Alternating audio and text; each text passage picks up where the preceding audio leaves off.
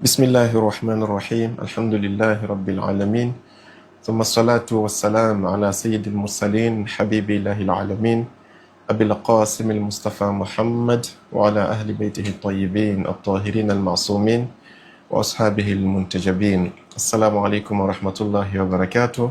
Nous disons ensemble Inch'Allah Ta'ala Alhamdulillahi alladhi ja'alana min al-mutamassikina biwilayati Amir al-Mu'minin alayhi salam. L'imam alayhi salam, le Coran et la Sunna ont tous été combinés pour que nous puissions tous comprendre de façon incontestable que après Allah, après le prophète Mohammed, directement c'est l'imam alayhi salam qui devient le leader de la Ummah islamique. Et comme aujourd'hui nous avons des frères sunnites qui disent que nous on suit le Coran et la Sunna, utilisons réellement le Coran et la Sunna pour leur démontrer que s'ils suivent réellement le Coran et la Sunna, leur destination la première c'est de suivre Ali comme étant le premier calife du prophète Mohammed sallallahu alayhi wa sallam.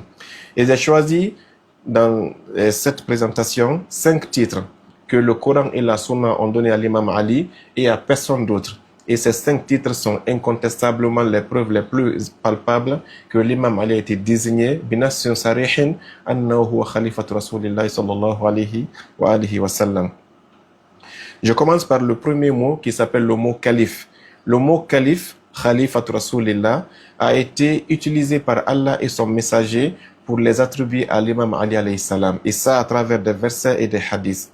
Je commence d'abord par ce qu'on appelle ici les hadiths, avant de revenir sur les versets. Comme je vous l'ai dit, la complémentarité. On commence par le prophète qui va nous mener chez Dieu, subhanahu wa ta'ala. Je vais vous lire un hadith qui est isnaduhu sahihun. Son authenticité est incontestable. Il a été rapporté par Ibn Abbas. Dans Ahmad, c'est le hadith numéro 3061. An-Nasa'i, Sunan al-Kubra, dans le hadith numéro 8355. Et Mustadrak al-Sahihayn avec Al-Hakim al-Naysaburi, hadith numéro 4652. Et puis il y a maintenant les autres hadiths. Mais tout ce que je vous ai cité ici, tous les savants sunnites sont unanimes que ce hadith-là, isnaduhu sahihun. Qu'est-ce que le prophète a dit à l'imam alayhi salam? Ama tarda, ô imam Ali, n'es-tu pas satisfait an takuna minni, d'être par rapport à moi, bimanzilati Haruna min Musa, comme la place que Harun occupait par rapport à Moussa? Il dit illa annaka lasta binabiyyin, sauf que toi tu ne seras pas prophète. Et il continue en disant le plus important, il dit innahu, ô Ali, sache une chose, la yanbaghi an azhaba, il ne m'appartient pas à moi Muhammad de partir illa wa anta khalifati, sans que toi tu ne sois mon calife. Ô Ali, je n'ai pas le droit de quitter, de partir sans que toi Ali tu sois mon calife. Ce hadith n'est pas chiite, il est sunnite et il est authentique. Je vais citer un seul livre, j'ai cité pour encore reciter Al-Hakim al-Naysaburi, le hadith numéro 4652. Et ce hadith a été extrait d'un hadith qui est très long où Ibn Abbas, ça c'est le contexte du hadith, était en train, il était vieux, le prophète est décédé, il est assis, il a assisté à un groupe de personnes qui insultaient l'imam Ali. Ibn Abbas s'est fâché, il a dit Uffin lakum, merde à vous. Vous êtes en train d'attaquer une personne qui a 10 mérites. Et parmi ces 10 mérites, il a cité ce mérite-là comme étant le 7e mérite. Il a dit, le prophète lui avait dit un jour, ô Ali, mon lien par rapport à toi, c'est comme le lien entre Moussa et Haroun. Et il dit, il ne m'appartient pas à moi, le prophète Mohammed, de quitter sans que tu sois mon calife. La sœur dit qu'elle n'a pas respecté. La référence est Mustadrak al-Sahihayn de Hakim al-Naysaburi, hadith numéro 4652. Et si vous réécoutez le live, je vais reposter la vidéo, vous allez encore retrouver les références, Inch'Allah Ta'ala. Donc Ibn Abbas dit que le prophète a dit à l'imam Ali, il ne m'appartient pas de quitter Médine. Et là, le prophète était en train de partir juste à un djihad, Tabouk, pour faire un mois. Il a dit, je ne peux pas quitter Médine pendant un mois sans que toi, Ali, je te donne comme étant mon calife. Donc comment est-ce qu'on peut dire que le prophète peut quitter le monde, aller de façon éternelle, un voyage sans retour, et laisser la Ummah islamique sans calife? Donc ça c'est un. Mais le mot calife ici, pourquoi le prophète l'a utilisé? Si on revient dans le Saint-Coran, on trouvera qu'il y a une réponse qui est fondamentale. Et c'est ce que le frère Moussa vient de dire tout à l'heure, Sourate Shu'ara, Sourate 26, verset numéro 214. Sourate 26, verset numéro 214. Lorsque Allah a dit au prophète Mohammed, Bismillahir Rahmanir Rahim, wa anzir ashiratakal aqrabin, ô Mohammed, annonce la nouvelle à ta famille la plus proche. Et ça, c'était au tout début de sa mission. Pendant ce temps, personne ne connaissait qu'il était prophète encore. Il n'y avait ni Abu Bakr, ni Omar, ni Ousmane, ni Abu Zar, ni Salman, ni personne d'autre. C'était juste le prophète Mohammed, l'imam Ali, c'est le Khadija. C'était juste les trois là. Allah lui a dit, oh Mohammed, lève-toi et va avertir maintenant qui? Ta famille la plus proche. Le prophète a rassemblé les fils d'Abdul Muttalib, ceux à qui ils ont le même grand-père, donc les oncles, les tantes, les Hamza, les Abbas, les Abu Lahab, etc. Et les tantes qui étaient là. Il leur a dit, je ne vais pas tous les pour ne pas prendre beaucoup de temps, il a dit, Ya Bani Abdul Muttalib, ô vous les fils d'Abdul Muttalib, Dieu m'a donné le message le plus sacré qu'il peut donner à un homme. Et j'ai envoyé envers vous le message le plus sublime qu'un homme peut envoyer à sa famille. Je suis destiné à toute l'humanité, mais je vais commencer par vous, parce que j'ai besoin d'un assistant parmi vous. Et il a posé la question qui est très importante. Il a dit, je vais lire ça textuellement parce que c'est très beau. Il a dit, Fa'ayyukum, qui parmi vous, ma famille, yuaziruni, est prêt à m'assister à la amri hada, dans ma mission que je vais commencer bientôt. Il dit, s'il accepte cette mission, wayakuna akhi, cette personne-là sera à la fois mon frère, n'oubliez pas ça, Wawasi, il sera mon testamentaire, c'est-à-dire après moi, celui qui va gérer mes biens, wa khalifati fikum, et après ma mort, il sera aussi mon calife parmi vous. Imaginez très bien, Allah dit au prophète Mohammed, avertis ta famille la plus proche, et parmi ce que Allah lui a dit ce jour-là, c'était d'abord de préparer le calife, car comme on l'a dit, planter un arbre est très bien, mais le fait de veiller à ce que ton arbre là puisse survivre après ta mort est le plus important.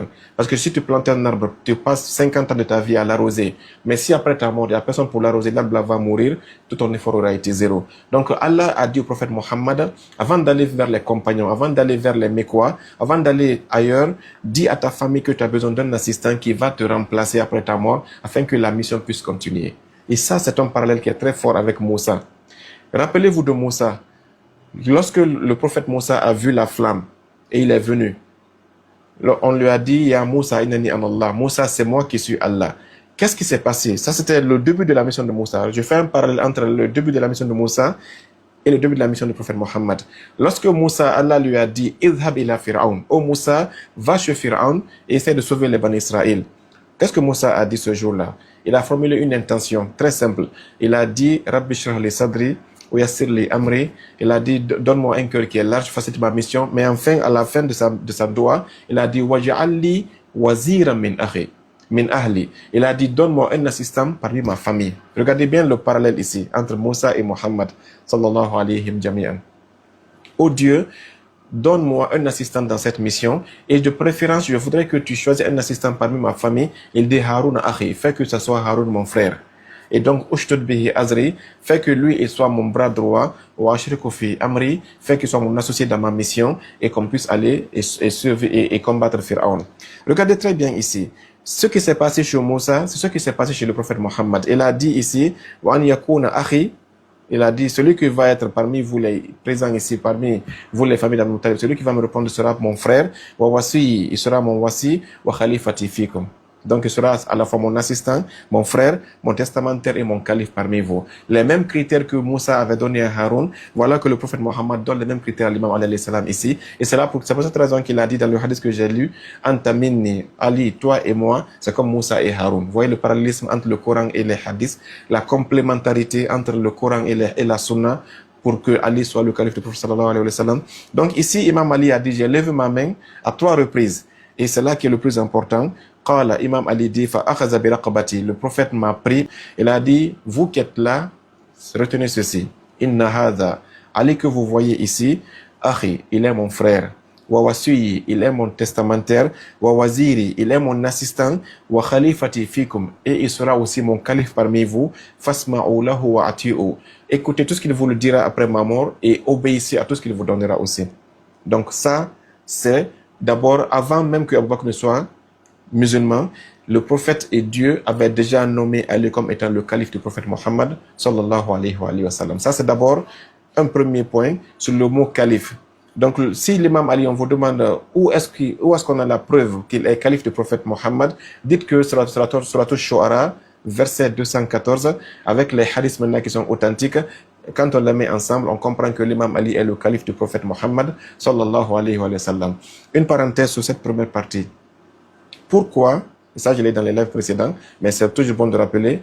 Pourquoi le prophète a-t-il comparé l'imam Ali au prophète Haroun? Pourquoi ne l'a-t-il pas comparé au prophète Suleiman, par exemple? Sachant que Suleiman aussi a été le calife de Daoud. Pourquoi ne l'a-t-il pas comparé à Yahya? Yahya aussi a été le calife de Zakaria. Pourquoi le prophète a insisté pour comparer uniquement Haroun à Ali?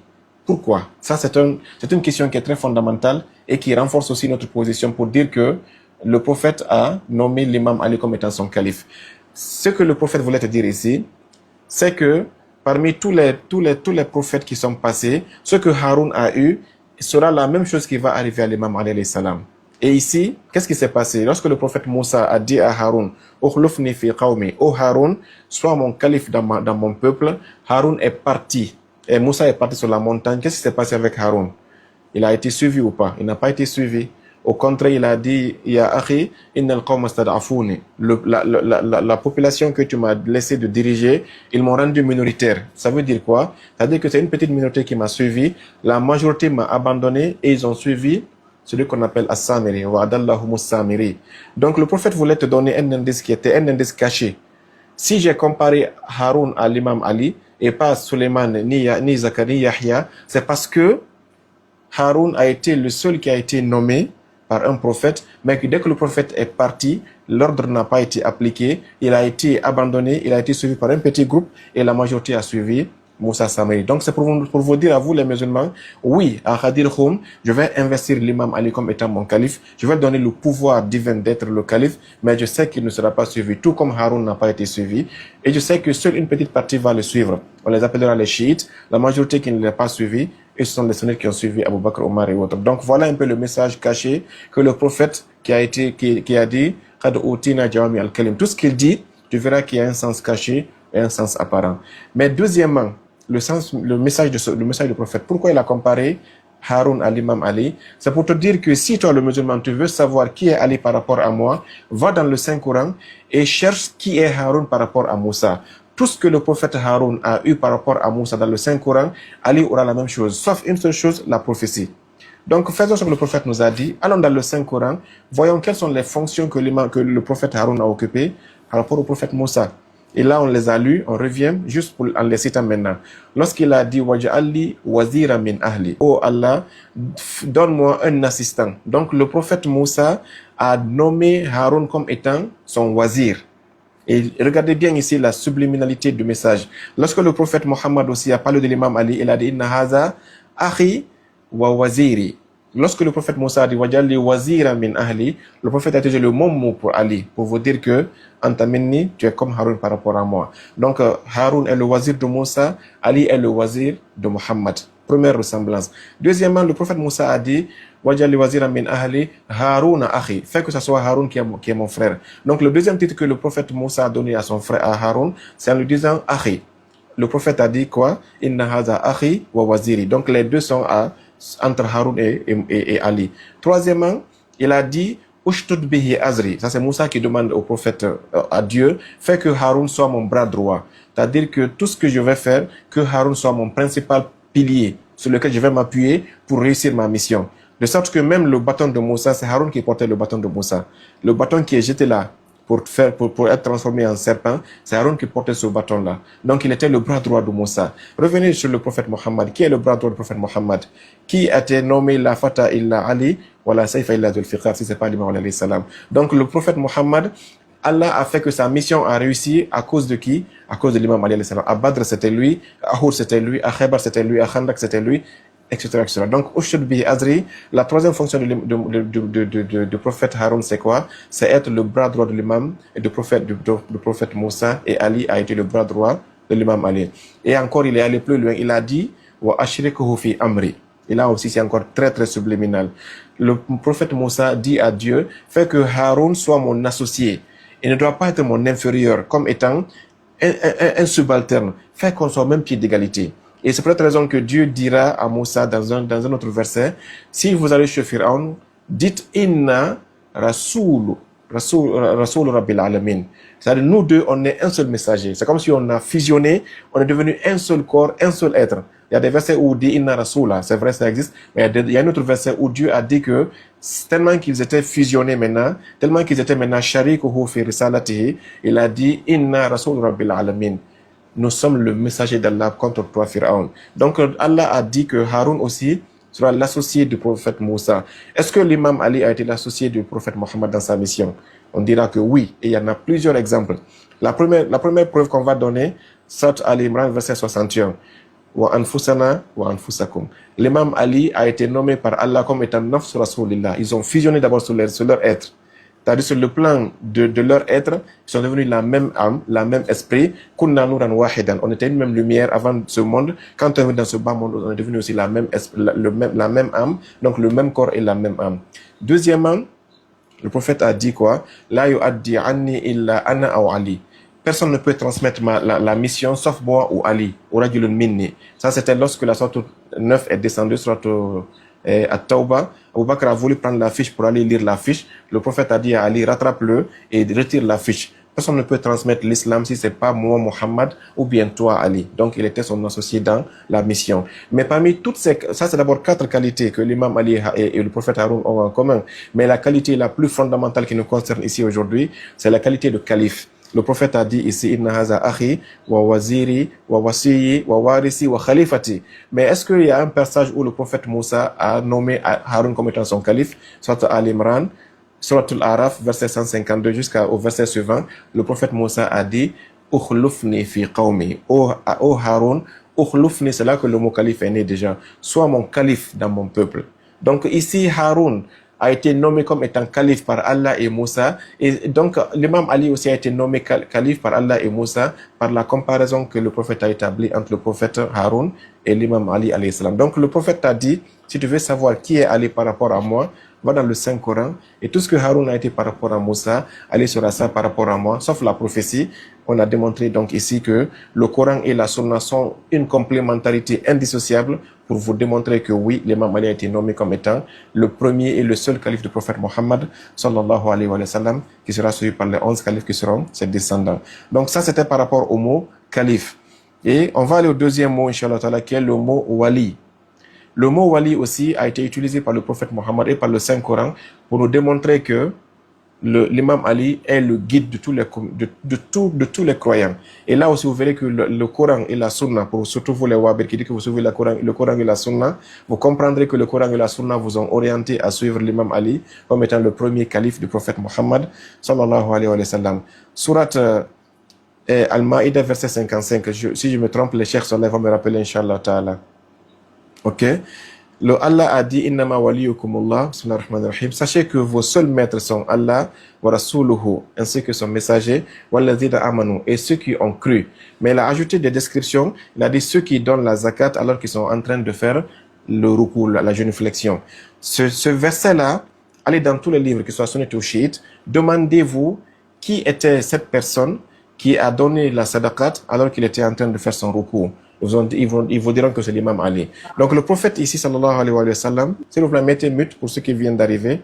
Vous aurez la parole tout à l'heure, bismillah. Lorsqu'on regarde dans tous les livres sunnites comme chiites, on verra que le prophète a été d'une complémentarité, mais exemplaire par rapport à ce verset.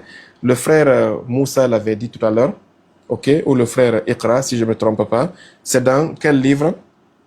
C'est dans le livre de Sahih al-Jami' de Albani. Albani est le nouveau Bukhari des sunnites. Allez voir le hadith numéro 5598. Sahih al-Jami' de Albani, hadith numéro 5598. Ici, c'était une histoire qui est longue. C'était Khalid ibn al-Walid et Imam Ali qui ont été envoyés au Yémen pour faire une expédition. Lorsqu'ils sont revenus, il y a Khalid qui a voulu faire une forme de faux témoignage, une fausse accusation contre Imam Ali. Il a dit à Bourayr, un compagnon qui était là, il a dit Bourayr, j'ai écrit une lettre dans laquelle j'ai décrit les erreurs que l'imam Ali a fait, les fautes que l'imam Ali a fait. Prends cette lettre-là et va chez le prophète pour que le prophète Mohammed puisse comprendre que l'imam Ali il s'est mal comporté dans notre voyage. Donc quand Bourayr est revenu, il a laissé les autres derrière. Il y avait des compagnons qui étaient à la porte de la mosquée. Lorsqu'ils l'ont vu, ils ont dit, oh Bourayr, qu'est-ce qui se passe? Tu es revenu seul. Où est l'armée? Bouraïd a dit, l'armée revient. On a été victorieux, tout va bien. Donc ils ont dit, mais pourquoi tu es venu avant l'armée alors?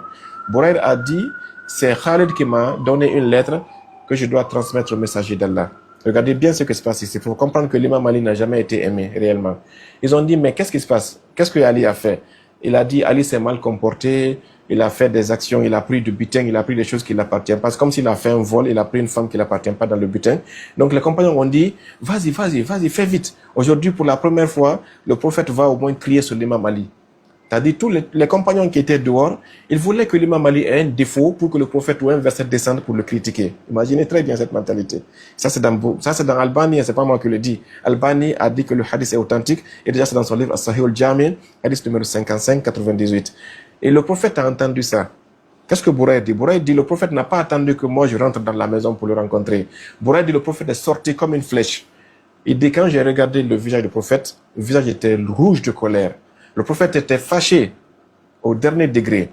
Et il a dit quelque chose qui est très important. Il a dit à 3 reprises, Ma turiduna min aliyin. Mais qu'est-ce que vous voulez de Ali? Mais fichez la paix à Ali. À 3 reprises, le prophète a dit, mais qu'est-ce que Ali vous a fait? Pourquoi vous voulez l'attaquer? Vous voulez qu'il soit humilié? Vous voulez qu'il ait des défauts devant moi? Qu'est-ce que Ali vous a fait? Qu'est-ce que vous voulez de lui? À 3 reprises. Et il a dit une phrase qui est très importante. Il a dit, Inna aliyan minni. Ali est de moi, wa ana minhu. Et je suis de Ali. Et il conclut en disant, wa huwa. Écoutez très bien ici. Ali, waliyu kulli mu'minin ba'di. Ali sera le wali, le maître, le leader, le guide de tout croyant après ma mort. Y a-t-il un autre hadith qui est plus clair que ça? Ça, c'est Albani qui l'a authentifié. Si les autres l'ont dit que ces hadiths sont da'ifun, ou bien c'est mashkoukun, etc., Albani, dans le hadith numéro 55-90, vous dit que le prophète a dit Ali est le guide de tous les croyants après ma mort. Et le mot wali que le prophète a utilisé ici, Ali, wa huwa wali kulli mu'minin, c'est en se basant sur la sourate 5, verset 55. Regardez très bien. Innama waliyukumullah, aliyun waliyukum. Le même mot, le prophète l'a utilisé. S'il y a une autre compatibilité plus que celle-ci, montrez-la nous, frères sunnites, sincèrement. Allah avait dit dans la sourate Al-Ma'idah, verset 55, vos seuls maîtres, c'est Allah, c'est le prophète Mohammed et l'imam Ali qui a donné la sadaqat pendant qu'il priait. Le prophète vient ici et il confirme ça en disant que oui, Ali est mon guide est votre chef après ma mort. Donc, qu'est-ce que vous voulez de lui? Fichez-lui la paix, foutez-lui la paix. Donc ça, c'est une autre complicité entre le Coran et la Sunna pour vous dire que Ali est le guide de tous les croyants après le prophète Mohammed sallallahu alayhi wa sallam. Et c'est le même mot wali ici qui est là. Ça c'est je vais encore aller un peu en profondeur ici. Le mot wali ici, vous savez que la wilaya, ce qu'on appelle ici la wilaya, ok, je vais accepter notre sœur et puis je vais continuer inshallah ta'ala. Ce qu'on appelle ici waliyu, c'est l'autorité suprême d'Allah. Les cheikhs sont là, vous m'excuserez un peu. La wilaya est de 2 catégories, at-takwiniya wa at-tashri'iyya. On ne va pas rentrer dans ça aujourd'hui. Mais quand on dit que Innama waliyukum, sachez que votre maître, le Cheikh Abdallah est là et tous les chouks, quand un arabe commence par une phrase par innama, ça dit c'est l'hasra, il est en train de délimiter. Il te dit, je vais te délimiter ici qui sont tes chefs. À part ceci, il n'y a pas un autre chef. Si tu cherches un autre chef à part ceci, tu auras été injuste. Donc vos seuls chefs sont ceux que je vais citer. Donc vos seuls chefs sont 2 points à la ligne. Petit 1, Allah. Petit 2, Muhammad. Petit 3, Ali. Ça, c'est Allah qui le dit, innama. Et pourquoi? Ce verset est une conclusion qui a commencé très longtemps, parce que la wilaya appartient à Dieu. Avant que Dieu ne crée la terre, les cieux, l'autorité n'appartenait qu'à Dieu. Il a dit dans le Saint-Coran, Huwa al-Wali. Allah est le seul maître. Donc, comme Allah est le seul maître, qui doit être maître après Allah? C'est celui-là, c'est le seul dont Allah va déléguer cette wilaya. Et donc, où Allah a délégué la wilaya au prophète Mohammed, on l'a déjà dit au début du livre, Surat Al-Ahzab, verset 6. An-nabiyyu awla bil mu'minina min anfusihim. Donc, si Allah dit au premier verset, je suis le seul maître, à partir de maintenant, Mohammed aussi est awla. Lui aussi, il a la wilaya sur vous. Et il a une autorité qui prime sur vous, plus que votre autorité sur vous-même. Autrement dit, si tu veux quelque chose, le prophète veut autre chose, tu mets au-dessus la volonté du prophète Mohammed sur ta propre volonté. Donc, an-nabiyyu awla bil mu'minina. Et la troisième étape, c'était ici maintenant. Quand c'était Allah seulement, maintenant Allah est le prophète. Maintenant, au verset 55 de la Sourate Al-Ma'idah, il dit, nama waliyukumullahu wa rasuluhu allazina amanu. Et là, il a ajouté, il y avait Allah et le prophète. Maintenant, il dit, Ali aussi est le troisième.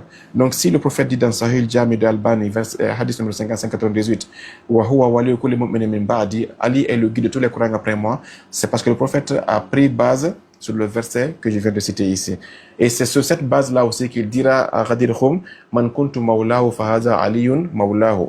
Une parenthèse aussi, vous qui dites que Mawla veut dire ami, le prophète, comme je l'ai dit, est le premier à vous dire que vous vous êtes trompé. Pourquoi? Parce que le prophète, avant de dire Man kuntu mawlahu, revenez à la phrase qui est venue juste avant, il avait dit aux compagnons qui étaient là, Alastu awla bil mu'minina min anfusihim. Alastu awla bikum min anfusikum. Il avait dit à ses compagnons, vous les compagnons qui êtes là, ne témoignez-vous pas que moi, Mohammed, j'ai une autorité sur vous, plus que vous n'avez d'autorité sur vous-même? Ne témoignez-vous pas que je suis votre maître, je suis votre guide? Ils ont dit oui, bala ya Rasulallah. Oh que si, au messager d'Allah, il a dit, Faman kuntu mawlahu. Donc, quiconque me reconnaissait que j'étais son guide, j'avais autorité sur lui, j'étais son leader, j'étais son maître, voici Ali qui devient Fahaza Ali mawlahu, voici Ali qui est à la même place aujourd'hui que j'occupais avant, parce que je vais mourir dans 72 jours. Dans quelques jours en réalité. Donc voilà un peu la relation. Donc ici, le Coran dit que nous avons que trois wali, Allah, Rasulullah et puis Imam Ali donc, et sa famille. Et là, le prophète dit, Faman kuntu mawlahu faza aliyun mawla. Donc le mot khalif et le mot wali ont été sélectionnés par Allah et le messager d'Allah sallallahu alayhi wa sallam afin de les attribuer tous les deux à l'imam Ali alayhi salam. Le troisième mot, c'est le mot hadi, le guide. Parce que le rôle d'un calife, c'est quoi? C'est de guider la Ummah, n'est-ce pas? Lorsqu'on demande dans la sourate al-Fatiha, Ihdina sirat al-Mustaqim, oh Dieu, guide-nous sur le droit chemin, Allah a répondu. Il dit pour vous guider, le premier qui va guider, c'est quoi? Il dit, c'est moi Allah qui guide. C'est Allah qui guide. Inna Allah yahdi. Ok, yahdi ma yasha, yahdi. Mais il dit, après moi, le prophète Mohammed est le deuxième guide. Regardez très bien, c'est toujours les trois étapes. Allah, le prophète et l'imam Ali. N'oubliez pas ces trois étapes-là. Et Allah dit dans le Saint-Coran, Wa in innaka la tahdi ila siratil mustaqim. Muhammad, la Ummah me dit de leur guider. Moi, je suis le premier guide, mais après moi, c'est toi, Muhammad. Ça, c'est surat 42, verset 52. Surat Shura, verset 52. Où Allah dit, si vous voulez être guidé, voici Muhammad qui est votre guide. Donc, Allah est le premier guide, Muhammad est le deuxième guide. Mais qui est le troisième guide? Parce que Muhammad n'est pas éternel aussi. Qui est le troisième guide? C'est là que Allah va plus loin. Surat 13, verset 7. Surat Al-Ra'd au verset 7, Allah dit, moi je suis le premier guide, Muhammad est le deuxième guide, mais ce n'est pas fini, un autre guide va venir aussi. Allah dit dans cette surat 13, verset 7, Innama anta munziru Muhammad, tu es l'avertisseur, wa li kulli qawmin hadin. Ok, après toi, chaque génération aura un guide. Écoutez bien la logique du Saint-Coran ici. Et les sunnites et les chiites, tous sont unanimes. Lorsque ce verset est descendu, les compagnons se sont demandé, mais qui est le nouveau guide là, après le prophète Mohammed? Et là, qu'est-ce qui s'est passé? Ibn Abbas nous rapporte ici, c'est très clair. Il dit, Lamma nazalat innama anta munziru kulli qawmin hadin. Ibn Abbas dit que lorsque le verset 13, le 7 de la sourate 13 est descendu, wa li kulli qawmin hadin, chaque peuple a un guide. Qala, Ibn Abbas dit que Wada'a Rasulullah sallallahu alayhi wa sallam yadahu ala sadrihi. Il a mis sa main sur la poitrine de Ali et il a dit Anal Munzir. Imaginez très bien, devant tous les compagnons, le prophète vient, il met sa main sur la poitrine de Ali et il dit, oh vous mes compagnons, moi je suis l'avertisseur. Qala antal hadi. Il dit, Ali, c'est toi qui es le guide. Donc Allah parle dans ce verset-là. Il dit, Ya Ali, bika yahtadil muhtadina min ba'di. Il dit, oh Ali, c'est par toi que seront guidés ceux qui veulent être guidés après moi. Et ça, c'est dangereux.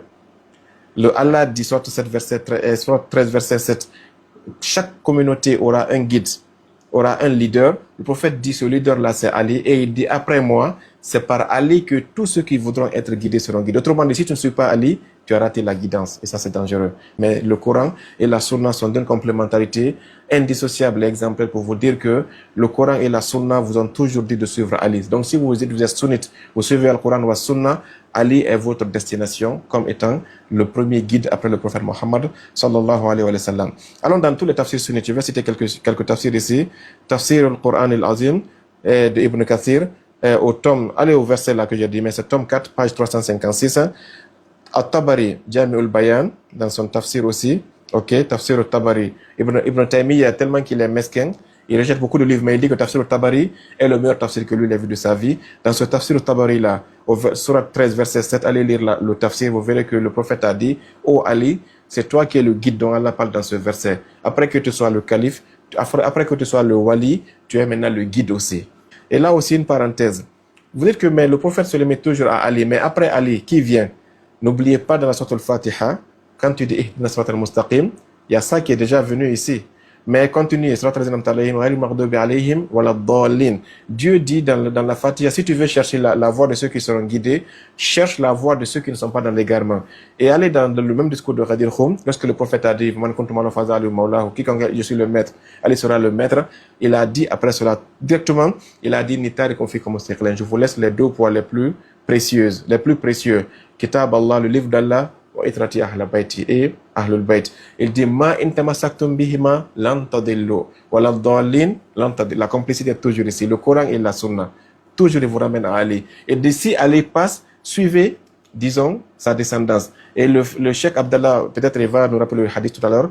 Dans le live passé, il nous a cité le hadith où le prophète a dit man sarrahu ay yahya hayati wa yamuta mamati. Quiconque est satisfait de vivre ma vie, moi Muhammad, et de mourir comme je suis mort, c'est-à-dire mourir heureux et béni et aller dans la félicité, et aller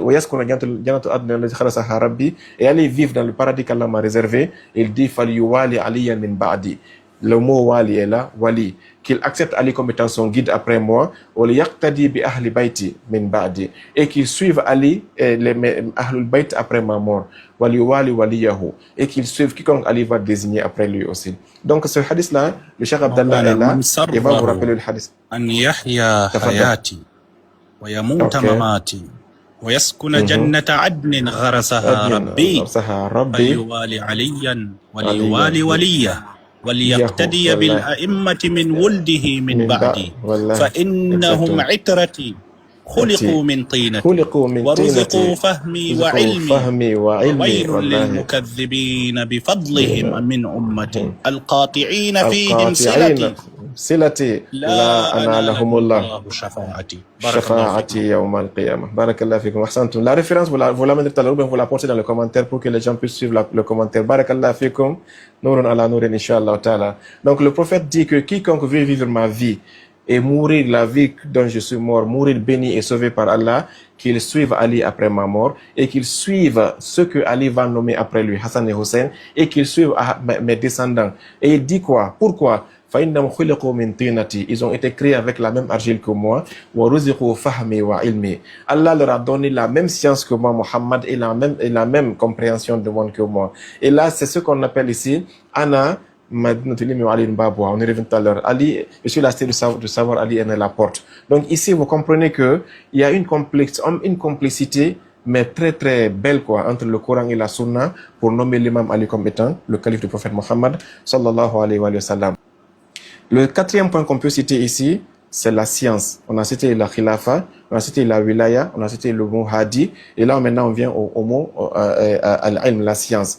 Le prophète a donné un hadith, et le hadith là aussi, si on va dans le Saint-Coran, on verra que le Coran a donné des indices, mais étranges par rapport au hadith là. Le hadith, on le connaît tous, le prophète a dit « Ana Madinatul ilm » je suis la cité de la science, wa aliyun babuha, wa man arada al-madina falyatiha min babiha. Je suis la cité de la science, Ali est la porte. Et il dit, quiconque veut aller dans la cité, s'il vous plaît, passez par la porte.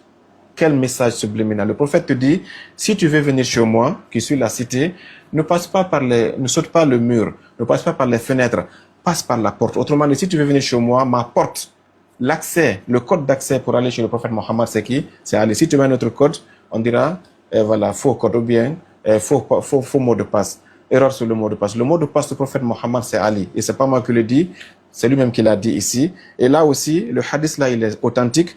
Pour ceux qui veulent aller les références, c'est Jami al-Saghir et le hadith numéro 2690. Tabari aussi l'a sorti dans le hadith 11061. Al-Kamil aussi l'ont fait sortir. Et puis voilà, Al-Hakim al-Naysaburi dans son livre Musnad al-Sahihain aussi l'a fait sortir. Hadith numéro 4637 pour ceux qui veulent aller vérifier. Il y en a qui vont vous dire que le hadith est daif, mais il n'est pas daif dans tous ces turuq. Il est authentique dans plusieurs turuq, mais les sunnites n'ont pas les hadiths pareils là. Ils vont vous dire qu'il est daif.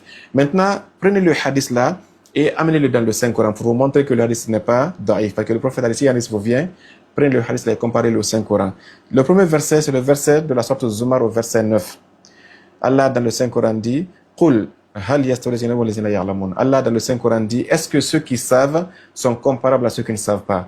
C'est comme si le prophète t'a dit ici, comme Ali est le meilleur de ceux qui connaissent dans ma communauté, donc il est le meilleur de toute ma communauté. Ceux qui disent qu'Abou Bakr dépasse Ali ou bien Omar dépasse Ali, ce verset-là vous dit que c'est pas possible. Ali est le plus savant de la communauté et le Coran de la sourate Zumar verset 9 dit que celui qui connaît est toujours supérieur à celui qui ne connaît pas. Donc ça, c'est comme le prophète a voulu nous dire que Ali, après moi, il est supérieur à n'importe qui sur la terre après moi. Ça, c'est première complicité. Deuxième complicité, c'est quoi? Surat al-Baqarati, verset 189. وَلَيْسَ الْبِرُّ بِأَنْ تَأْتُوا الْبُيُوتَ مِنْ ظُهُورِهَا وَلَكِنْ الْبِرَّ مَنِ اتَّقَى. Enfin, il dit وَأْتُوا الْبُيُوتَ مِنْ أَبْوَابِهَا. Subhanallah, cette complicité. Surat al-Baqarati, verset 189. Le prophète avait dit que je suis la cité, Ali est la porte. Le verset l'a dit que non, si vous voulez venir dans la maison, veuillez passer par la porte. Pourquoi Dieu va donner un ordre aussi banal? Est-ce que même un enfant connaît qu'on rentre dans la maison par la porte? Pourquoi Dieu va se permettre dans le Saint-Coran, le livre le plus subliminal, Allah qui est Al-Azam, pourquoi va-t-il se mettre un effort pour, dans son livre, écrire si vous rentrez dans la maison, s'il vous plaît, ne cassez pas le mur, ne rentrez pas par les fenêtres, rentrez par la porte. C'est pas qu'il savait qu'il y a des gens qui vont venir laisser l'imam Ali et passer par la fenêtre, comme par les persières même, en suivant Abou Bakr, Omar et les autres. Il dit, ne suivez pas les persières, vous allez vous blesser, il y a des antivols là-bas, vous n'allez pas passer. Le seul accès qui vous mène à Ali, c'est la porte, au prophète Mohammed du moins, c'est la porte, et cette porte-là n'est nulle autre que Imam Ali alayhi salam. Et là, je vais vous donner une autre combinaison qui est encore subliminale. Le prophète a dit, Ali ma'al haqq wal haqq ma'ali. Là aussi, le Cheikh Abdallah nous a donné sur le live passé. Le prophète a dit, sallallahu alayhi wa sallam, Ali est avec la vérité et la vérité est avec Ali. Et il dit une chose qui est étrange, yaduru ma'ahu haythu ma'adar. La vérité suivra Ali où que Ali va aller. C'est pas Ali qui suivra la vérité, c'est la vérité qui va suivre Ali où que Ali va partir. Là, je vais vous donner quelque chose qui est très important. Ok? Ali est avec la vérité. Et Ali est le Hadi. Regardez bien les mots là, Al-Haqq wal-Hidayah. Ça c'est subliminal. Le Coran et la Sunna, leur complicité, c'est vraiment très beau. Ça donne des larmes de joie. Le prophète Mohammed, dans la sourate 13, au verset 7, Allah a dit que Ali est le Hadi. Et là, le hadith dit que Ali est avec la vérité. Il y a un autre verset, Allah a résumé, Allah a rassemblé le mot Haqq et le mot Hadi. Il a dit, Afaman yahdi ila al-Haqq. Subhanallah. Dieu dit, et en posant une question, il a dit, est-ce que celui qui guide vers la vérité est-il plus digne d'être suivi ou celui qui n'est pas guidé sans connaître le guide? Là, regardez très bien la complémentarité. Ali est le Hadi, Ali est avec la vérité, et Allah dans le Saint-Coran dit que celui qui guide vers la vérité, subhanallah, al-Hadi ila al-Haq, c'est Ali ibn Abi Talib, alayhi salam. Et donc ici, Allah dit, après la vérité, il n'y a rien d'autre que l'égarement et le mensonge. Donc, restons avec Ali et on sera toujours avec la vérité. Ça, c'est dans la sourate Yunus au verset 35, le verset que j'ai dit où Allah a rassemblé al-Haqq wal-Hidayah. Il y a des hadiths qui sont très beaux ici. Je vais les lire textuellement et puis fermer la porte, Inch'Allah ta'ala, dans cette conclusion. Le prophète a dit, le Cheikh Abdallah l'avait dans le live passé, Allahumma man amana bi wa saddaqani. Il a dit, oh Dieu, aussi, je donne un testament à tous ceux qui ont cru à moi, Muhammad, falyatawalla Ali ibn Abi Talib. Il dit, quiconque moi, Muhammad, m'a respecté comme son prophète, m'a respecté comme étant son guide, mon testament sur lui, c'est une seule chose, falyatawalla Ali ibn Abi Talib, qu'il accepte que Ali soit son wali après moi, son guide après moi. Fa inna wilayatahu wilayati.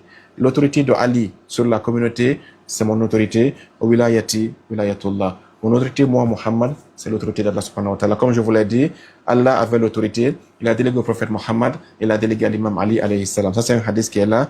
Il dit aussi, Man arada yahya hayati wa yamuta mamati, comme on l'a dit ici, il dit qu'on veut vivre ma vie et mourir de la mort que je suis mort, qu'il suive l'imam Ali alayhi salam, parce que Ali ne va jamais vous faire sortir de la guidance et va jamais vous faire entrer dans l'égarement.